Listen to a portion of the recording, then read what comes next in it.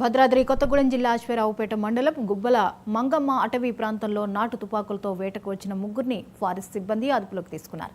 1972 వన్యప్రాణి సంరక్షణ చట్టం, 1967 తెలంగాణ అటవీ చట్టం కింద కేసులు నమోదు చేశారు. ఆంధ్రప్రదేశ్ బుట్టాయిగూడెం మండలం కామవరం గ్రామానికి చెందిన రవి, మంగబాబు, నవీన్ అటవీ ప్రాంతంలో వన్యప్రాణుల వేటకు వచ్చారు. కంట్లం బేస్ క్యాంప్ సిబ్బందితో కలిసి గస్తీ చేస్తున్న ఫారెస్ట్ రేంజర్ మురళీకి తారసపడ్డారు.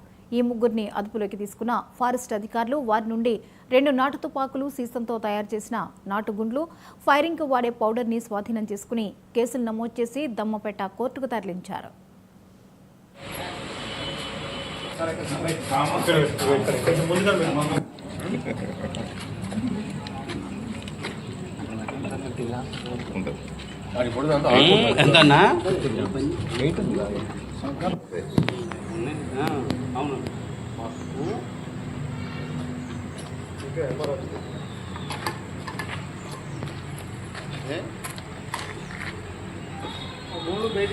ఈరోజు సుమారు మధ్యాహ్నం 2 గంటల ప్రాంతంలో ఎఫ్ఎస్ఓ కావిడిగొండల మరియు ఎఫ్బిఓ కంట్లం ఈస్ట్ బీటు బేస్ క్యాంప్ వాళ్ళు కలిసి గుబ్బలమంగమ్మ తల్లి గుడి సమీపంలో ఉన్న మా అడవిలో గస్తీ తిరుగుతుంటే ముగ్గురు వ్యక్తులు 2 గన్నులతో వారికి ఎదురవడం జరిగింది.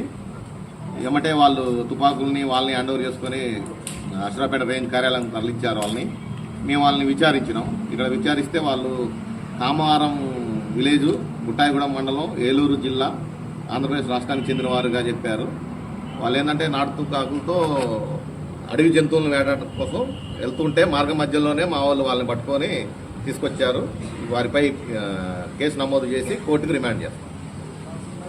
వాళ్ళ పేర్లు ముగ్గురు. ముగ్గురు పేర్లు: కారం రవి, సన్నాఫ్ గంగులు, వయసు 26 సంవత్సరాలు, కామ మంగబాబు, సన్నాఫ్ కన్నయ్య, ఏజ్ 20 సంవత్సరాలు, వంజన్ నవీన్, సన్నాఫ్ లక్ష్ముడు, వయసు 23 సంవత్సరాలు. కావాలి వీళ్ళు విచారిస్తారు. వీళ్ళనే అంటే చాలా మంది ఇద్దరేమో తుపాకులతో ఉన్నారు, ఒకళ్ళేమో మందుగుండి సామాన్లు మరియు వాటర్ బాటిల్స్ క్యారీ చేస్తాను హెల్పింగ్. పెంచిన పెట్రో గ్యాస్ ధరలను వెనక్కి తీసుకోవాలని కేంద్ర ప్రభుత్వాన్ని కేటీఆర్ డిమాండ్